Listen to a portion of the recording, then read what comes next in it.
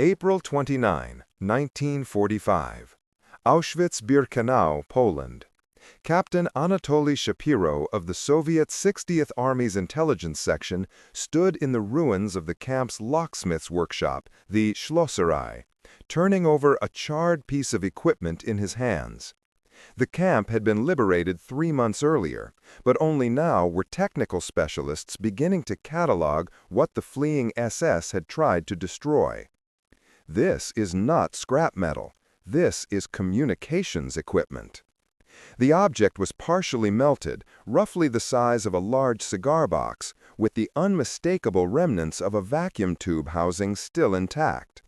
Wiring protruded from one end, carefully soldered connections, not the crude work of desperate sabotage. Next to it, buried under a pile of twisted tools, Shapiro found a Morse key, its contacts worn smooth from repeated use. His translator, a Polish liaison officer named Lieutenant Jerzy Kwiatkowski, went pale when Shapiro showed him the components. "Captain," Kwiatkowski said quietly in broken Russian, "the prisoners here, they built a radio transmitter." The implications were staggering. Under the eyes of the SS, in the most heavily guarded and monitored death camp in human history, someone had constructed a working radio and broadcast from inside the wire. The technical sophistication was remarkable. This wasn't crude prison tinkering. This was professional-grade radio engineering, assembled component by component under penalty of immediate execution. Every wire, every resistor, every precious vacuum tube represented not just technical knowledge, but extraordinary courage.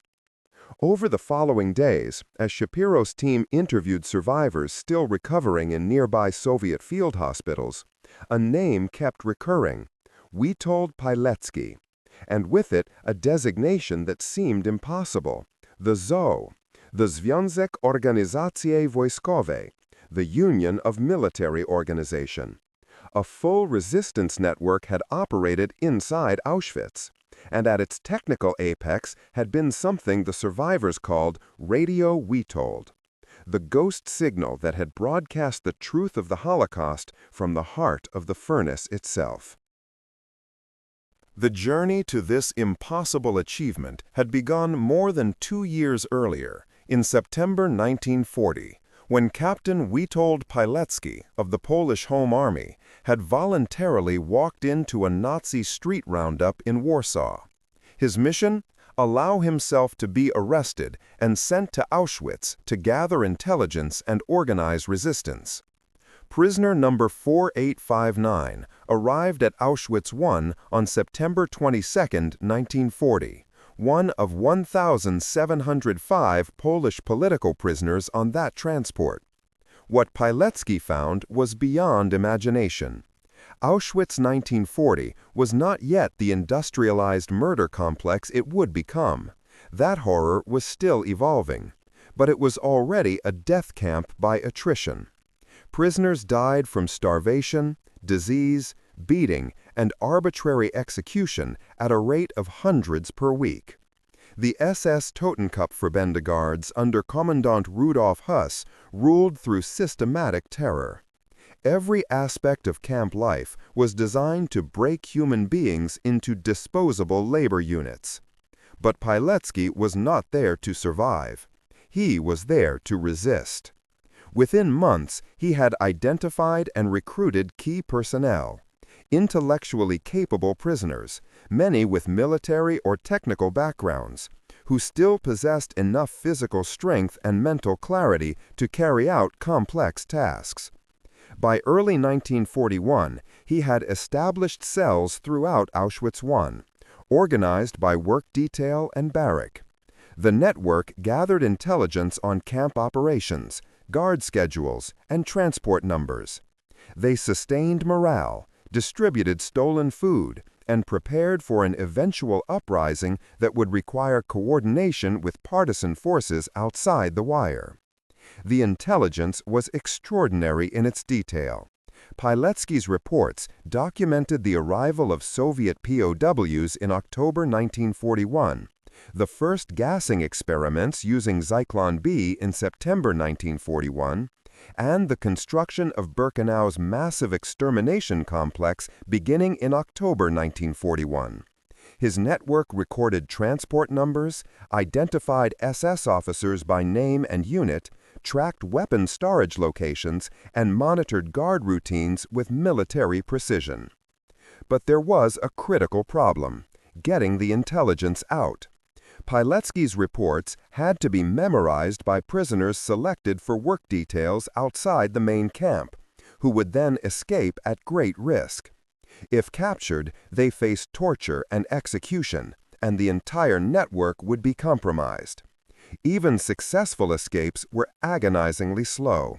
A report written in August might not reach Polish Home Army headquarters in Warsaw until October, and then not reach London until December.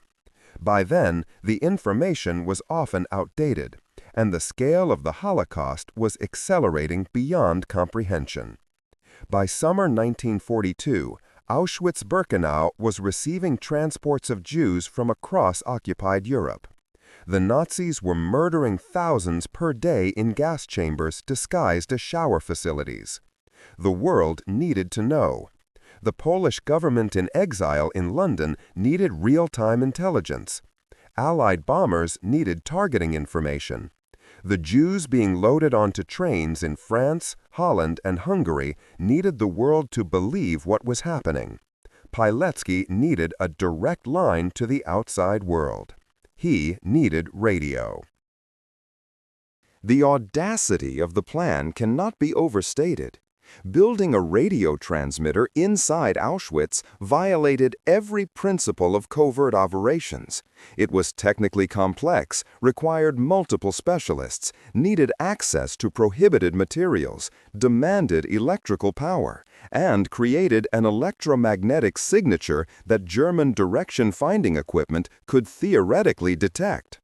Discovery would mean not just death for the radio team, but the destruction of the entire ZA network and likely the execution of hundreds of prisoners in reprisal. But Pilecki had identified the right men. Antoni Zdebel, prisoner number 18506, was a professional radio-telegraphist who had served in the Polish Army Signal Corps. He understood radio theory, could operate Morse code at high speed, and possessed the technical knowledge to design a functional transmitter from salvaged components. Bolesław Kupiec, prisoner number 20857, was another signal specialist with engineering expertise. Władimir Zdebel and several others completed the technical team. The location was equally audacious. The Schlosserei, the camp locksmith workshop, was loud, chaotic, and constantly busy with repair work. SS guards supervised, but rarely examined work in progress. The technical details of metalworking held no interest for them. Crucially, the workshop had electrical power for tools and equipment. If the radio team could work during moments when guards were distracted, and if they could hide components instantly when supervision increased, the workshop offered a razor-thin margin of possibility. The procurement operation began in autumn 1942. Every component had to be organized, camp slang for stolen, from different sources to avoid detection. This was systematic, methodical theft carried out over months, with each acquisition representing a separate death-defying operation. The vacuum tubes came from Kanada, the vast warehouse complex where the belongings of murdered Jews were sorted.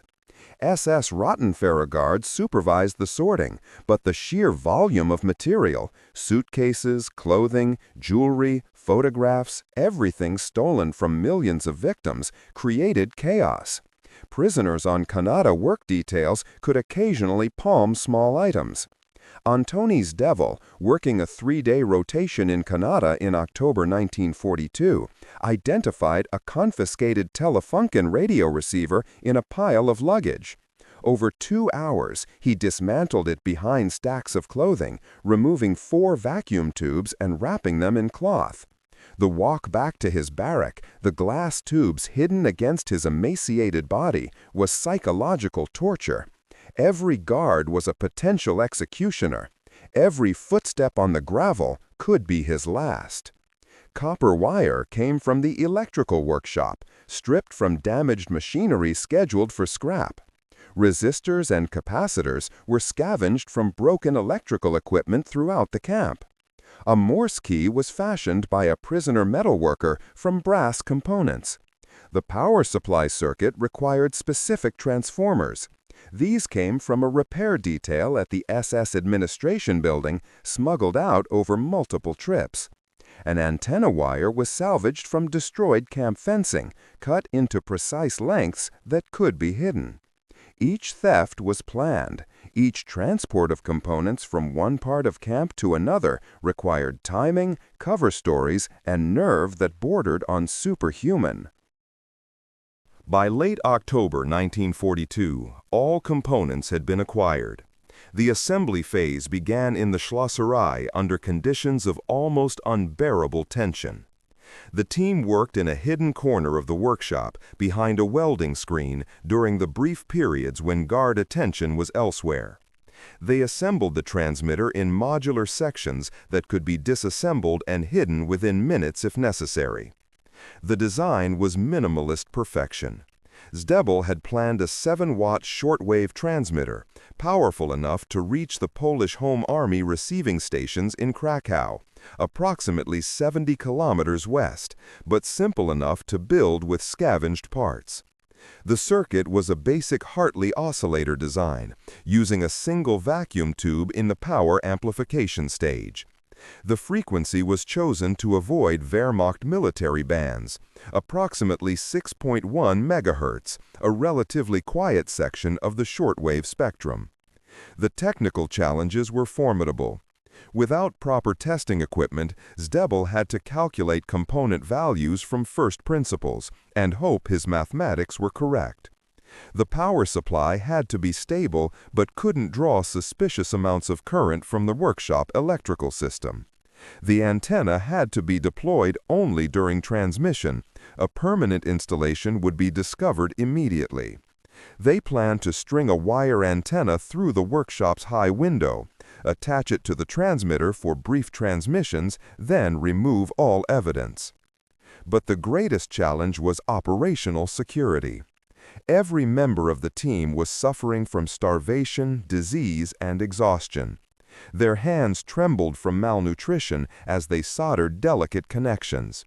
They were surrounded by thousands of other prisoners, any one of whom might be a collaborator or simply break under interrogation. The SS employed prisoner informants called capos, some of whom had purchased better treatment by betraying resistance activities. Wilhelm Boger, the sadistic SS-Oberscharführer who ran camp counterintelligence, had a reputation for brutal interrogations.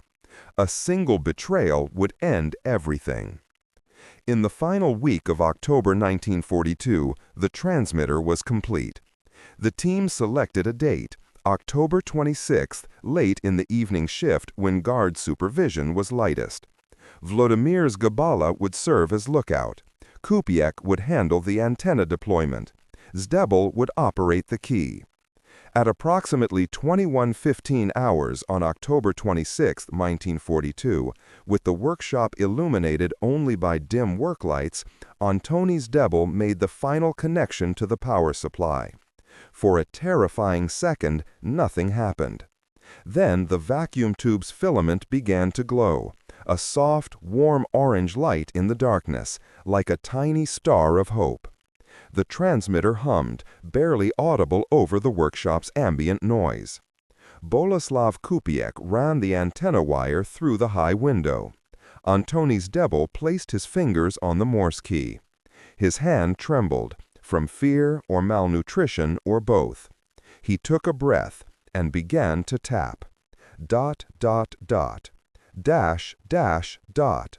Dot, dot, dot. The international distress signal. Then he transitioned to the coded message prearranged with Home Army intelligence. They transmitted for exactly 7 minutes. The message contained transport numbers from the previous week. 4 trains from Holland, total estimated deportees 6,200, all sent directly to Birkenau gas chambers. SS guard rotation information.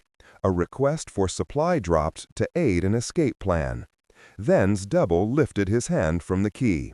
Kupiec pulled down the antenna. They disconnected the power supply and hid the transmitter components in their prearranged hiding spots. The vacuum tubes wrapped in cloth and buried in a toolbox. The circuit board slid behind a false panel in a workbench. The Morse key pocketed. The entire operation had taken 11 minutes from setup to concealment.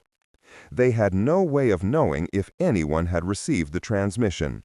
They had no confirmation. But they had done the impossible. They had broadcast from hell. The decision to build the radio was born from desperate necessity. By autumn 1942, Pilecki's intelligence network had documented the full scope of the Nazi genocide. His earlier reports, carried out by escaped prisoners like Jan Karch, escaped December 1940, Alexander Wielopolski, escaped September 1941, and others, had reached Warsaw and London. But the Polish government in exile and British intelligence had struggled to believe the reports. The scale seemed impossible. Mass murder by industrial process, thousands gassed daily, entire communities exterminated. The mathematics of communication were brutally simple. A written report took 2 to 3 months from composition to delivery in London, assuming the courier survived. By radio, intelligence could reach Warsaw within minutes and London within hours. Real-time intelligence could guide Allied bombing raids. Immediate warnings could potentially slow deportations if the world could be made to believe and act. But the requirements were severe. The transmitter needed to be portable enough to hide, yet powerful enough to reach receiving stations 70 kilometers away. It needed to use components that could be stolen without detection. It needed to operate on standard electrical power without specialized equipment. It needed to be simple enough that starving, exhausted prisoners could build it in stolen moments without proper tools. Antoni's Zdebel faced an impossible design challenge. A professional radio transmitter in 1942 typically required multiple vacuum tubes, precision capacitors, stable oscillator crystals, carefully tuned antenna systems, and regulated power supplies. He had access to none of these reliably. His components were salvaged junk. His power supply was unfiltered workshop current. His antenna was random-length wire. His workspace was a corner of a metalworking shop. The solution was elegant minimalism. Zdebel designed around a single-tube oscillator circuit, maximizing the efficiency of the one good vacuum tube they had managed to steal. The frequency was chosen not for optimal propagation, but for component availability. The inductors and capacitors he could build from salvaged parts naturally resonated near 6 MHz. The antenna length was determined by what wire they could steal, not by electromagnetic theory. The power output of 7 watts was what the stolen tube could safely handle without burning out. Every design decision was a compromise between theoretical performance and practical reality. A more powerful transmitter would have been more reliable, but would have required components they couldn't acquire. A more stable frequency would have been easier to receive, but would have required crystal control they couldn't build. A permanent antenna installation would have improved signal strength dramatically, but would have been discovered within hours. Zdebel designed the transmitter to work just well enough, just once, with the full expectation that it might be their only transmission before discovery and execution. That it worked at all was a minor miracle. That it worked repeatedly over several months was extraordinary. The radio operated intermittently from late October 1942 through early February 1943, a period of approximately 15 weeks. The team transmitted on nights when guard supervision was minimal and when they had intelligence urgent enough to justify the risk. Each transmission was brief, 5 to 10 minutes, and followed the same protocol: antenna deployment, power connection, message transmission in prearranged code, immediate disassembly and concealment. Home Army records, declassified after the war, confirm reception of radio signals from a source identified as Auschwitz during this period. The messages were logged by receiving station Antenna, operating near Krakow. The intelligence officer receiving the signals, Lieutenant Colonel Jan Włodarkiewicz, documented in his diary that the messages contained information of extraordinary precision and detail regarding transport schedules, SS personnel, and extermination operations. On November 7, 1942, Radio Witold transmitted a message that would prove strategically significant. A transport of 2,000 Jews from Westerbork in the Netherlands had arrived that day. Pilecki's network had documented that all 2,000 were sent directly to the Birkenau gas chambers within 4 hours of arrival. This was transmitted in detail: transport origin, arrival time, SS officer in charge, SS Hauptsturmführer Franz Hassler, number murdered, method. The Home Army forwarded this intelligence to London within 48 hours. On November 19, 1942, they transmitted information about a recent expansion of the Birkenau killing capacity. 4 new gas chambers and crematoria were under construction, the massive complexes later designated Krema 2, 3, 4, and 5. Pilecki's intelligence included structural details, estimated completion dates, and projected killing capacity. This information reached Allied intelligence by late November. On December 2, 1942, they transmitted the first confirmed report that Hungarian Jews were being prepared for deportation. Pilecki had learned this from an SS officer's conversation overheard by a prisoner working in the administration building. This early warning gave Jewish resistance organizations in Hungary 8 months to prepare, though tragically most Hungarian Jews would still be deported and murdered in 1944. On November 19, 1942, they transmitted information about a recent expansion of the Birkenau killing capacity. 4 new gas chambers and crematoria were under construction, the massive complexes later designated Krema 2, 3, 4, and 5. Pilecki's intelligence included structural details, estimated completion dates, and projected killing capacity. This information reached Allied intelligence by late November. On December 2, 1942, they transmitted the first confirmed report that Hungarian Jews were being prepared for deportation. Pilecki had learned this from an SS officer's conversation overheard by a prisoner working in the administration building. This early warning gave Jewish resistance organizations in Hungary 8 months to prepare, though tragically most Hungarian Jews would still be deported and murdered in 1944. But the radio's existence was a razor blade hanging over their heads. The SS were not technically unsophisticated. Wehrmacht signals intelligence operated direction-finding equipment throughout occupied Poland, searching for partisan radio transmissions. The Gestapo employed radio detection trucks. The fact that Radio Witold was never located was due partly to luck and partly to operational discipline.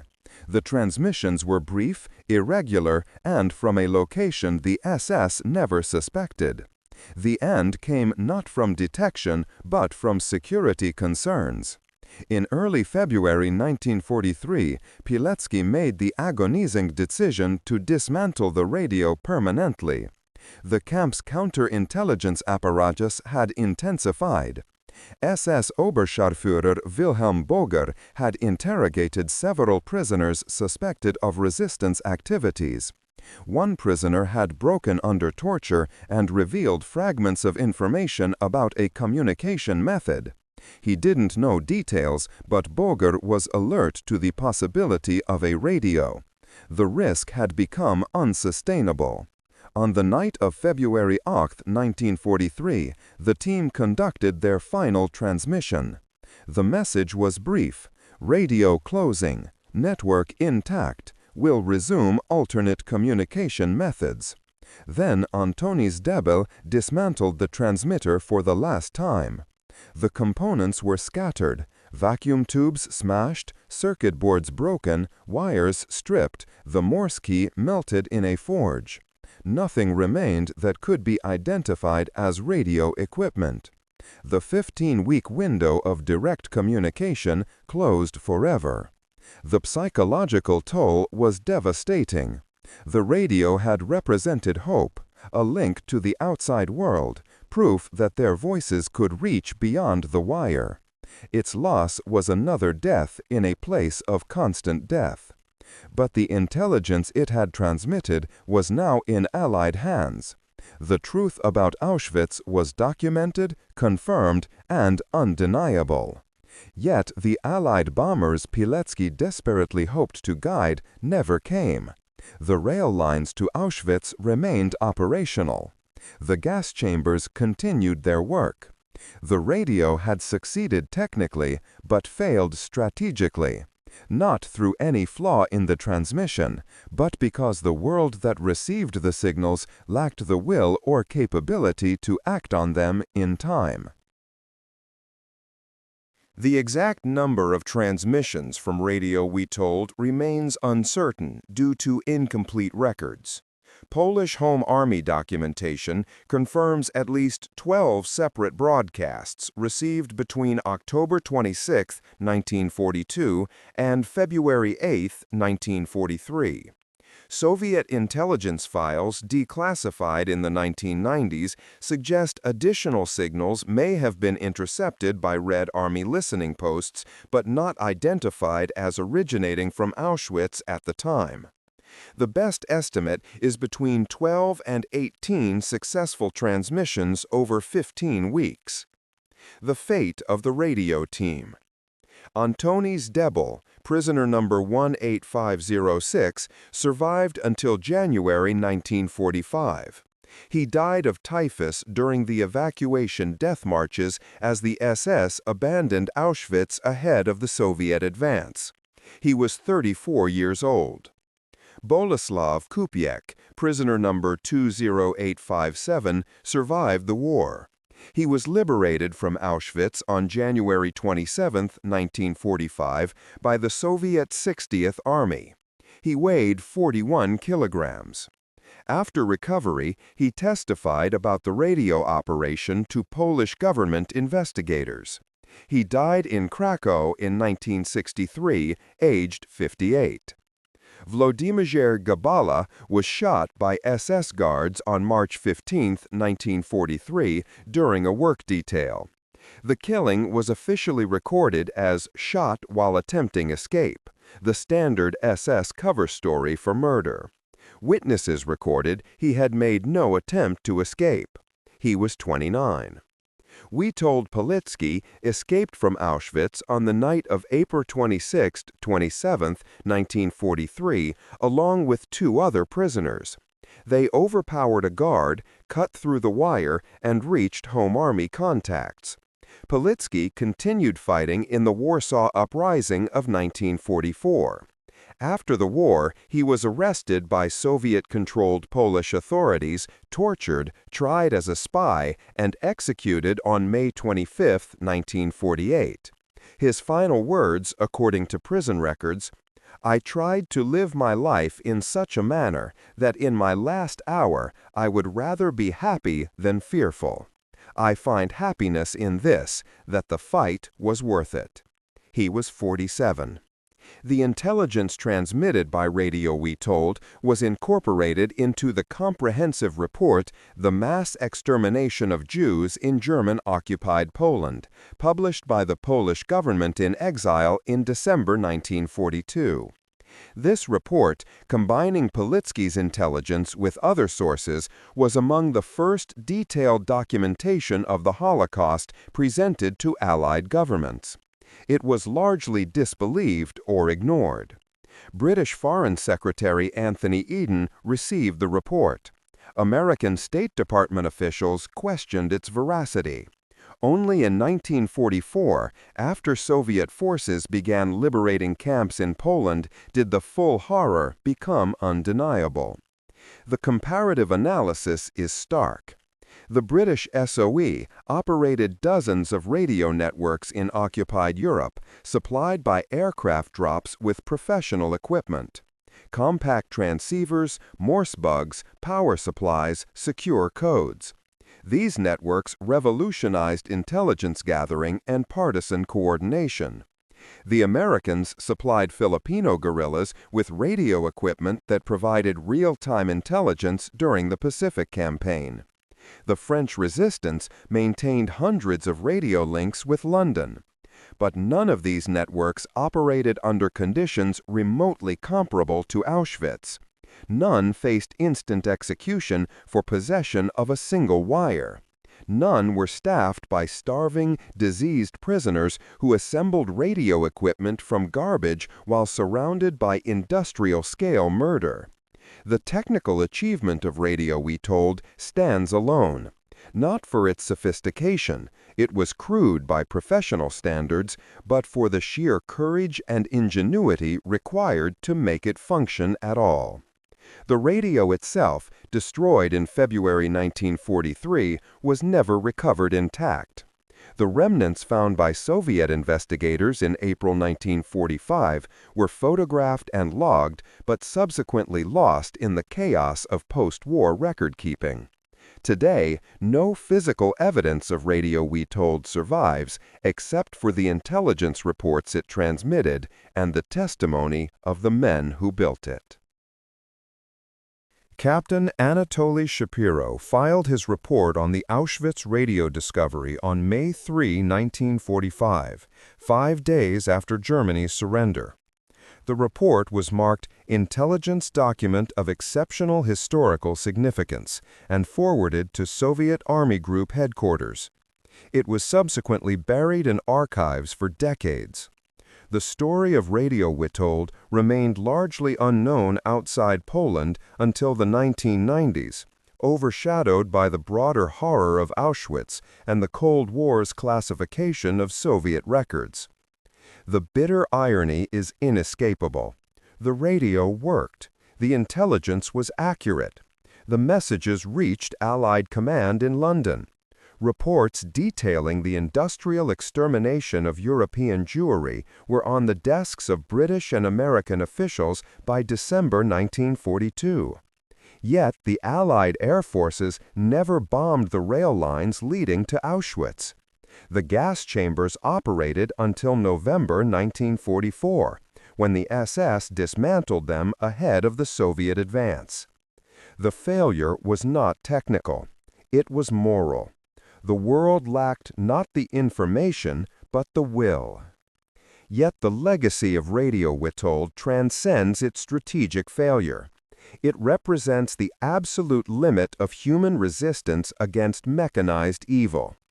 In a place designed to reduce human beings to ash and smoke, where every aspect of existence was controlled and monitored, where death was the only certain outcome, a handful of men used physics and engineering as weapons. They proved that even in Auschwitz, the truth could be made to fly on electromagnetic waves, invisible but unstoppable. The lesson is uncomfortable but essential. Information alone does not compel action. Truth does not automatically overcome apathy or political calculation. The men of Radio, Witold, did everything possible with the tools they had. They risked torture and death not once but repeatedly.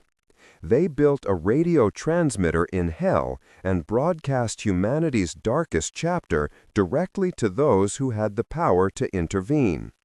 The world heard them. It simply did not act. That is the final judgment on Radio Witold. Not that it failed, but that it succeeded perfectly and still wasn't enough. The ghost signal transmitted its message. The message was received, decoded, and filed. And in the filing lies the true horror, that the Holocaust was documented in real time by victims broadcasting from inside the wire and proceeded anyway.